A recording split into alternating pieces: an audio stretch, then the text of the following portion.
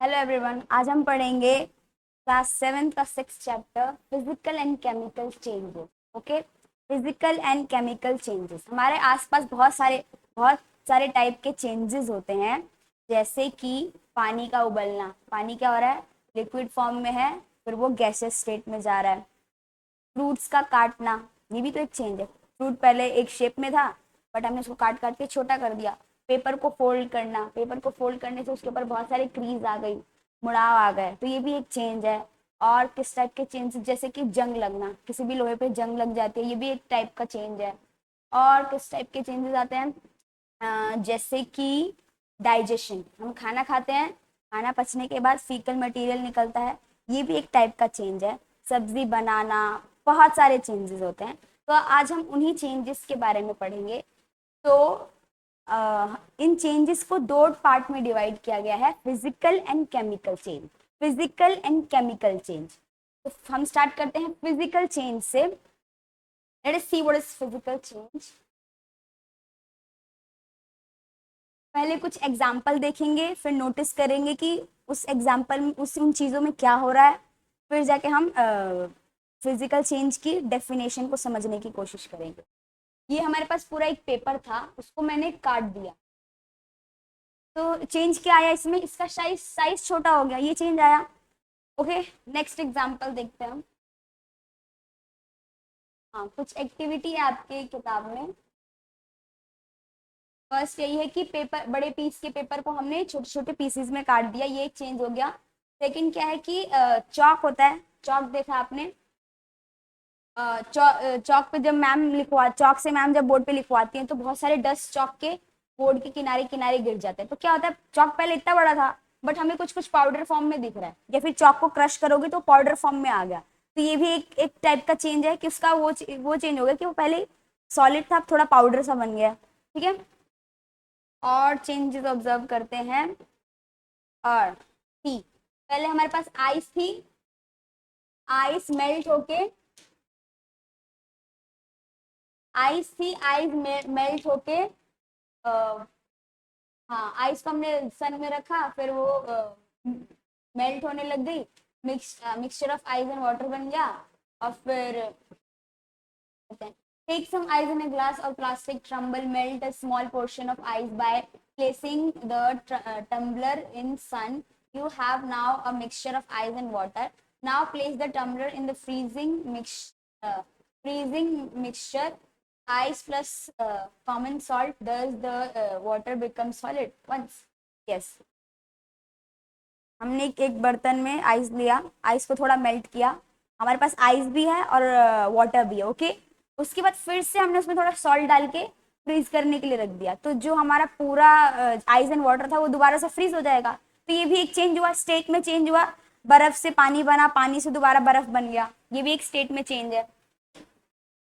आगे और example, boiling of some water in container, do you see the steam rising from the surface. हम पानी को उबाल रहे हैं, पानी के सरफेस में से कुछ कुछ धुआं जैसा, स्टीम जैसा निकलता है। वो क्या हो रहा है, पानी लिक्विड फॉर्म में है, हीट की, वो हीट को एब्जॉर्ब करके वो अपना स्टेट चेंज कर रहा है, वो गैशियस स्टेट में आ रहा है। Okay, hold an inverted pan by on its handle the, हाँ, उसके बाद बर्तन में पानी उबल रहा है, उसके ऊपर कोई बर्तन रख देते हैं, तो आप लोग फिर कुछ देर बाद बर्तन को देखोगे तो उसके ऊपर पानी के ड्रॉपलेट्स आ जाते हैं बहुत सारे।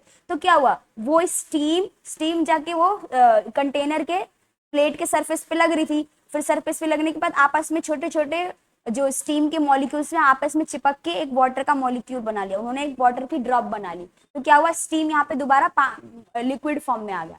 बॉईल करने पर लिक्विड स्टीम में गया, फिर बर्तन की वजह से कंडेंसेशन हुआ, आपस में चिपकने लग गए, फिर उससे क्या हुआ, स्टीम से अगेन लिक्विड फॉर्म में आ गया। तो ये भी तो एक चेंज है, स्टेट चेंज भी एक चेंज है ना। Hold a used hacksaw blade with a pair of tongue. Keep the tip of the free end of the blade on the gas stove. Wait for a minute. Wait. Hold a used hacksaw blade with a pair of अच्छा, जब भी हम कोई चीज गर्म करते हैं, कोई भी मेटल गर्म करते हैं, कोई भी लोहे को गर्म करते हैं, तो हीट देने के बाद वो उसका कलर चेंज हो जाता है, रेडिश रेडिश सा हो जाएगा। हीट हीट लेने के बाद remove the blade from the flame, observe the tip of the again after, उसके बाद हम उसे हटाएंगे तो क्या हुआ? क्या वो दोबारा उसी कलर में होगा? नहीं, उस कलर में नहीं होगा, वो थोड़ा ब्लैकिश ब्लैकिश सा हो जाएगा। क्या हुआ? जो ऊपर के जो मॉलिक्यूल्स थे उस ब्लेड के, वो कम्बश हो गए, जल गए। ओके, ये थोड़ा ब्लैक ब्लैक सा हो जाता है। saw that the paper and piece chalk underwent। अब अपने इतनी सारी चेंजेस देखे, इससे क्या समझ में आ रहा है? हमने देखा कि पेपर का कटने से साइज बदला, लेकिन पेपर का पेपर ही रहा ना। और पानी के उबलने से क्या हुआ? जो लिक्विड फॉर्म में था वो गैसियस फॉर्म में आया। लेकिन जो पानी का जो कंपोनेंट है H2O, वो स्टीम में भी तो वही कंपोनेंट रहेगा, H2O, मतलब पानी का पानी ही रहा, H2O का H2O ही रहा, बस स्टेट चेंज हुई। और जो चौक पाउडर, चौक का एग्जांपल था, चौक इतनी बड़ी है, उसको मैंने घिस घिस के पाउडर बना दिया, तो क्या जो चौक जिस चीज से बना है उसमें कोई चेंज आया? उसमें कोई चेंज नहीं आया। उस चौक के इस शेप में भी वही कॉम्पोजिशन है, और जो पाउडर्ड शेप है चौक का, उसमें भी वही कॉम्पोजिशन है। ओके, तो इससे हम फिजिकल चेंज की क्या डेफिनेशन ले सकते हैं कि फिजिकल चेंज ऐसे चेंजेस होते हैं जिसमें सिर्फ फिजिकल प्रॉपर्टीज चेंज हो रही है, जिसमें सिर्फ फिजिकल प्रॉपर्टीज जैसे कि शेप, स्टेट, कलर, क्या कलर चेंज हो रहा है, और क्या हो सकता है? और कोई एग्जांपल फिजिकल? और जैसे कि हमने आटा गूना, आटे का गुनना भी एक फिजिकल चेंज है, क्योंकि आटे का जो मॉलिक्यूल है उसमें से पानी गया है। पानी गया तो सिर्फ आटे का आटा ही है, पानी का पानी ही है। और हाँ, चीनी, पानी में चीनी का घोलना, ये भी एक फिजिकल चेंज है। क्यों? क्योंकि जो पानी है उसमें कोई चेंज नहीं आया, और जो चीनी है उसमें भी कोई चेंज नहीं है, बस वो आपस में मिक्स हो गए। ओके, ये भी कोई मतलब ये फिजिकल चेंज है, इसमें कोई नया प्रोडक्ट नहीं बना। तो फिजिकल चेंज की ये एक आम सी डेफिनेशन निकल के आती है कि फिजिकल चेंज में क्या क्या चेंज होता है? Properties such as shape, size, colour and state of substance are called its physical properties. Physical change में यही फिजिकल प्रॉपर्टीज चेंज होती है। ओके, हाँ, तो ये डेफिनेशन हो जाएगी फिजिकल चेंज की, a change in which a substance undergo a change in its physical properties. Physical change में ऐसा चेंज होता है जिसमें सिर्फ फिजिकल प्रॉपर्टीज चेंज होती है, is called physical change. Okay, a physical change is generally reversible. ये आमतौर पर रिवर्सिबल होता है। रिवर्सिबल मतलब कि जिस स्टेट में है हम उस स्टेट में दोबारा लेके आ सकते हैं। पानी को उबाल रहे हैं, इसमें लिखा है जनरली, आमतौर पर, मतलब कि सारे नहीं होते रिवर्सिबल, लेकिन मोस्टली रिवर्सिबल होते हैं। जैसे कि चीनी को मैंने पानी में घोला, तो मैं पानी को उबाल के पानी को अलग कर सकती हूँ और चीनी को भी अलग कर सकती हूँ। Okay, in such a change no new substance is form. ये हाईलाइटेड है कि no new substances is form, is called physical change. ये चीज याद रखना कि इसमें सिर्फ फिजिकल प्रॉपर्टीज चेंज होती हैं और कोई नया सब्सटेंस नहीं बनता। ओके, फिजिकल चेंज समझ में आ गया। अब हम आगे बढ़ते हैं chemical change.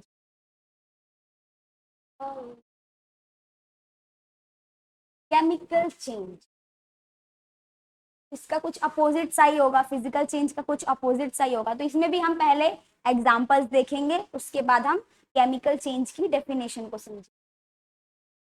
A change with which you are quite familiar is the rusting of iron. Rusting of iron एक चेंज है, आप जानते होंगे, लोहे में जंग लग जाता है।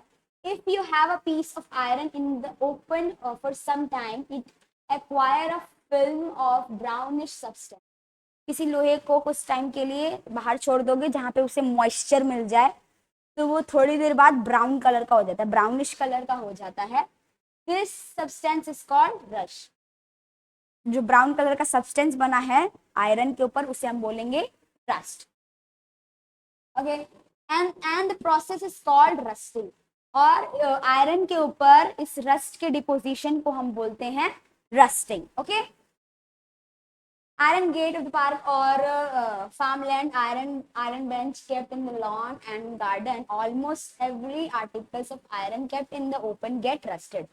लगभग जितने भी आयरन के बने हुए आर्टिकल्स हैं, चीजें हैं, वो रस्ट, उनमें रस्ट लग जाता है। Okay, at home you must have seen, तो Coals and spades getting rusted when exposed to the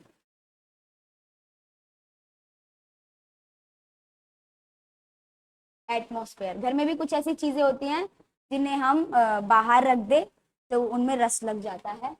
in the kitchen a wet iron pan, tawa. घर में किचन में घर के किचन में तवा होता है, अगर वो लोहे का है तो उसमें भी आप ऑब्जर्व करोगे कि उसमें जंग लग जाता है, ब्राउन कलर का डिपोजिशन आ जाता है।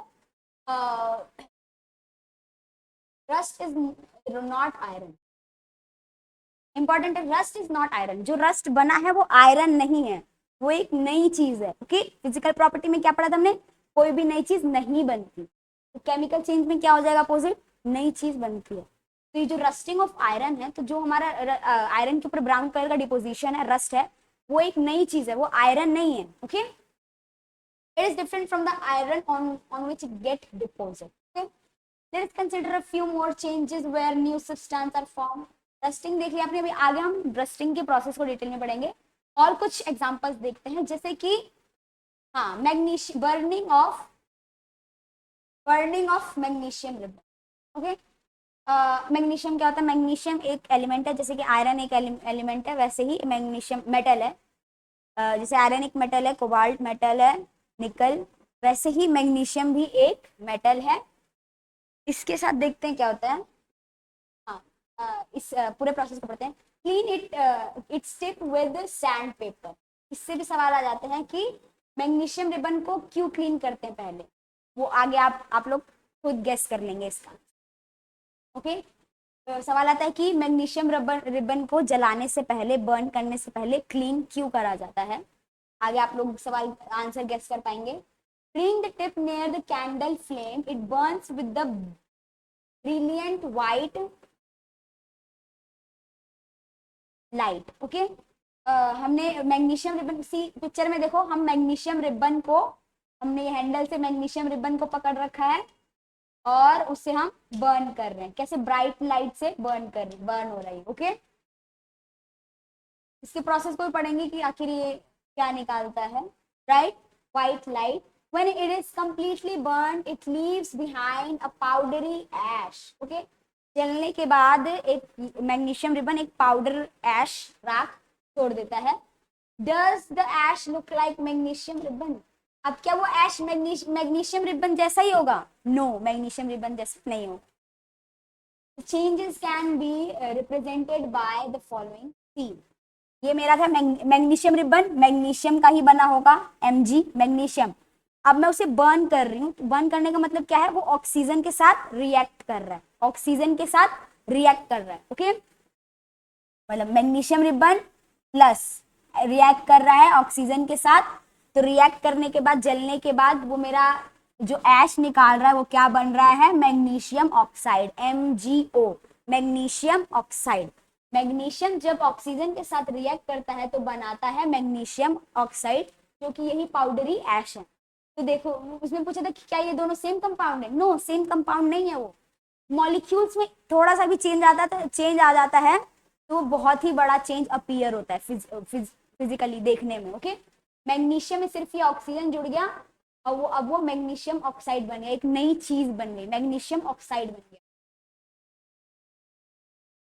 ब्लू बॉक्स में देखते हैं क्या है। The equation here are different from those in the mathematics. हाँ, ये जो इस फॉर्म में लिखी है, Mg plus O2 gives magnesium oxide. Okay, MgO2, इसे हम बोलते हैं इक्वेशंस, इन्हें हम बोलते हैं इक्वेशंस। केमिस्ट्री में आप लोग पढ़ेंगे, इससे भी और भी भारी भारी इक्वेशंस आप पढ़ेंगे अगर आप साइंस लेते हैं तो।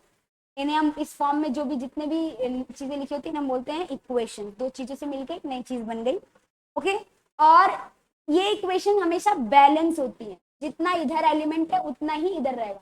अब क्योंकि केमिकल से ये भी कुछ एलिमेंट्स है, केमिकल है, तो इसलिए हम इन्हें बोलते हैं केमिकल इक्वेशंस। ठीक है, और ये इक्वेशंस का रूल है कि हमेशा बैलेंस्ड होंगे। देखो, क्या ये बैलेंस है, इधर भी दो, sorry I am so sorry, MgO होता है, मैंने MgO2 लिख दिया था, MgO आएगा। ओके, अब चेक करो क्या ये बैलेंस है। इस तरफ मेरा 2 ऑक्सीजन है, इस तरफ मेरा एक एक मैग्नीशियम है, लेकिन इधर क्या, इधर एक मैग्नीशियम है, ठीक है, इधर भी एक है, इधर भी एक है, इधर 2 है, लेकिन इधर मेरा एक ही ऑक्सीजन है, तो क्या ये बैलेंस है? नहीं, ये बैलेंस नहीं है। इक्वेशन हमेशा बैलेंस होनी चाहिए। तो अगर मैं यहाँ पे 2 लगा दूं, ठीक है, मेरे पास ऑक्सीजन 2 हो गया, अगर इधर भी 2 है, इधर भी 2 हो गया, लेकिन मैग्नीशियम में गड़बड़ी आ गई, इधर मैग्नीशियम एक है, इधर 2 है, कोई बात नहीं, मैं इधर 2 लगा दे रही हूँ, अब ये इक्वेशन बैलेंस कहलाएगी। ओके, इधर भी 2 मैग्नीशियम, इधर भी 2 मैग्नीशियम, इधर भी 2 ऑक्सीजन और इधर भी 2 ऑक्सीजन। ओके, ये बैलेंस इक्वेशन कहलाती है। अभी आपको ये इतना करने की जरूरत नहीं है, बस आप समझ लीजिए कि इक्वेशन हमेशा बैलेंस होनी चाहिए। ओके, अगली मतलब और फर्दर जब बड़ी क्लास होंगी तब आपको बैलेंस करना सिखाया जाएगा। आगे बढ़ते हैं। मैग्नीशियम का समझ में आ गया, बर्निंग ऑफ मैग्नीशियम रिबन। हाँ, इसके आगे और भी एक्सपेरिमेंट किया गया। Collect the ash and mix it with a small amount of water. जो हमने मैग्नीशियम ऑक्साइड बना था ऐश, उसे कलेक्ट किया और उसे पानी के साथ मिक्स किया। Stir the mixture aqueous solution well, और उसे पानी में अच्छे से घोल दिया। Test the mixture with blue और रेड लिटमस। जो मेरा मैग्नीशियम ऑक्साइड बना है उसे लिटमस से चेक करना है। ठीक, does the mixture turn the red litmus blue, क्या उसने रेड लिटमस को ब्लू कर दिया? मतलब कि क्या वो एसिड है, क्या वो एसिडिक है? Does the mixture turn the blue litmus red, क्या वो बेसिक है? On the basis of this test, how do you classify the aqueous solution acidic or basic? Litmus paper से हम टेस्ट करेंगे। तो मैग्नीशियम ऑक्साइड का मैं आपको कमेंट सेक्शन में बता दूंगी क्या नेचर होता है। On the dissolving of the ash in water it form new substance. Okay, on the dissolving of ash in water it form new substance. हमने जब मैग्नीशियम ऑक्साइड के पाउडर को पानी में मिलाया, यहाँ भी एक रिएक्शन हो रही है, यहाँ भी एक रिएक्शन हो रही है, यहाँ पे भी एक नया सब्सटेंस बन रहा है। देखिए क्या बन रहा है, मैग्नीशियम ऑक्साइड को मैंने वाटर में मिला दिया तो क्या बन गया, मैग्नीशियम हाइड्रोक्साइड। मैग्नीशियम हाइड्रोक्साइड हमेशा याद रखिए, जहाँ पे OH आ गया ना, जहाँ पे OH आ गया वो कंपाउंड हमेशा बेसिक हो जाएगा।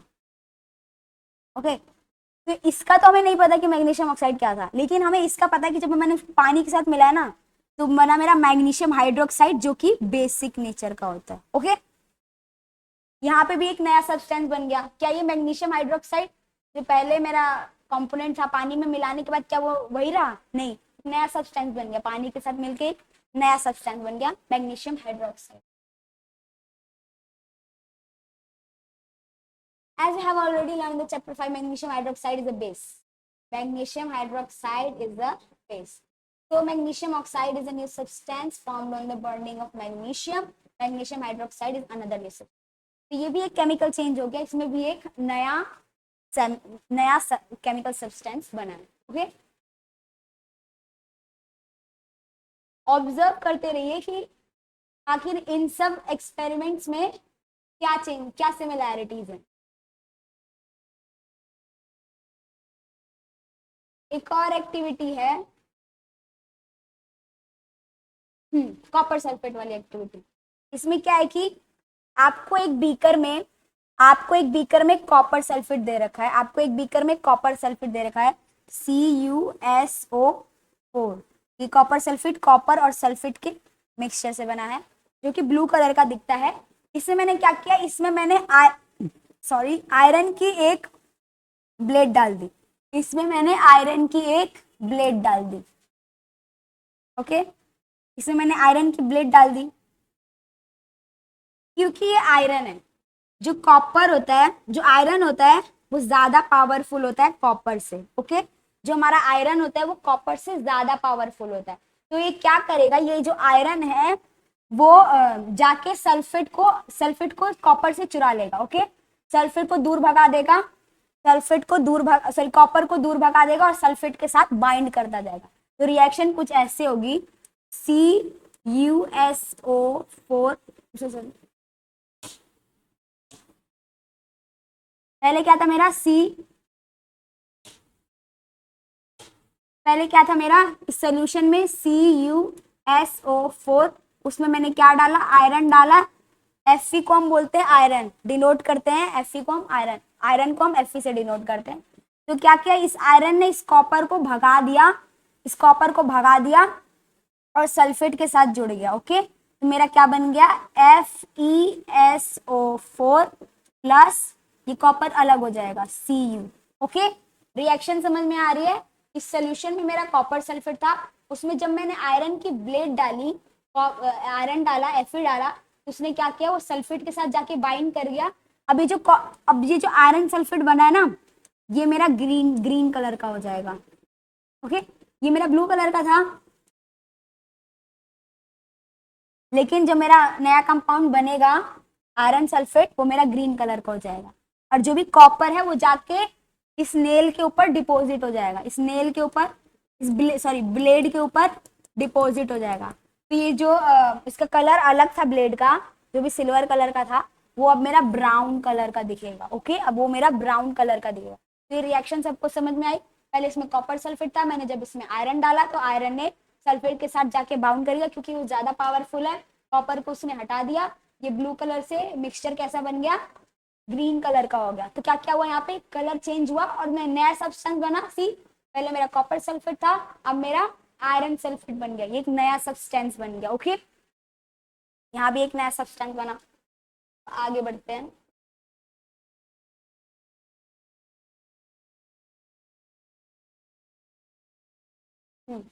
अब एक और आपके पास ये एक्टिविटी हो गई, ये वाली थी 6.7।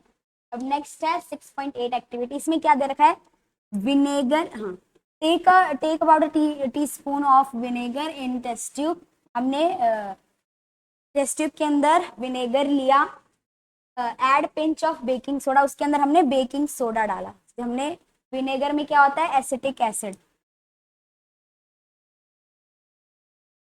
ओके, विनेगर में होता है हमारा एसिटिक एसिड। ओके, एसिड में मैंने क्या डाला, बेकिंग सोडा। बेकिंग सोडा क्या है, बेस है एक। ओके, तो एसिड जब बेस के साथ मिलते हैं, तो आपने एसिड बेस वाले चैप्टर में पढ़ा था, न्यूट्रलाइजेशन की प्रोसेस होती है। तो ये आपस में रिएक्ट करके कुछ सॉल्ट्स बनाएंगे,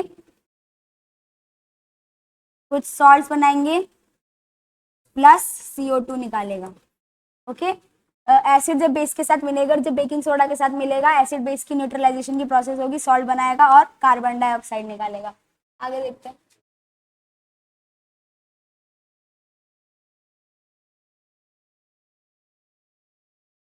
विनेगर में होता है एसिडिक एसिड, उसमें हमने बेकिंग सोडा डाला, sodium hydrogen carbonate baking soda की वो है जो कि बेसिक होता है। उससे क्या बना, निकला हमारा कार्बन डाइऑक्साइड निकला और कुछ अदर सब्सटेंस निकले। ओके, और फिर साथ ही में पहले, और फिर एक और रिएक्शन है साथ ही में, carbon dioxide and lime water की। ओके, हम ये इसमें क्या होता है कि जब लाइम वाटर में जब कार्बन डाइऑक्साइड मिलता है, तो क्या बना लेता है, कैल्शियम कार्बोनेट।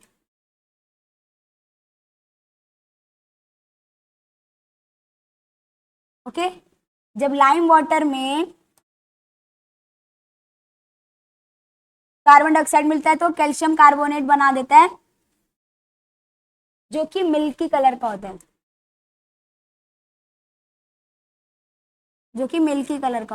तो इन दोनों एक्सपेरिमेंट को हमने एक साथ किया। देखो, वहां से एसिड बेस वाले से कार्बन डाइऑक्साइड निकला, फिर लाइम वाटर में मैंने कार्बन डाइऑक्साइड डाला, तो मेरा मिल्की कलर का प्रोडक्ट बन गया। अब इसको हमने एक साथ परफॉर्म किया। यहाँ पे विनेगर प्लस बेकिंग सोडा वाला एक्सपेरिमेंट हो रहा है, तो यहाँ से कार्बन डाइऑक्साइड निकलेगा, क्योंकि ये गैस है तो ये आगे जाएगी। आगे जाके हमने इसको लाइम वाटर में डाल दिया, तो ये जो सोल्यूशन था वो मेरा दूधिया कलर, मिल्की कलर हो जाएगा। तो ये रिएक्शन समझ में आ गई आपको, ये इसकी reaction, carbon dioxide CO2 lime water CaOH2 जब मिलते हैं तो कैल्शियम कार्बोनेट CaCO3 बना लेते हैं, बस थोड़ा सा वाटर भी निकालते हैं। ओके, तो इसमें भी देखिए नया सब्सटेंस बना है। कार्बन डाइऑक्साइड में लाइम वाटर डाला मैंने, लाइम वाटर में कार्बन डाइऑक्साइड बना, तो मेरा एक नया सब्सटेंस बन गया CaCO3, नया कंपाउंड बन गया पूरा का पूरा। ओके,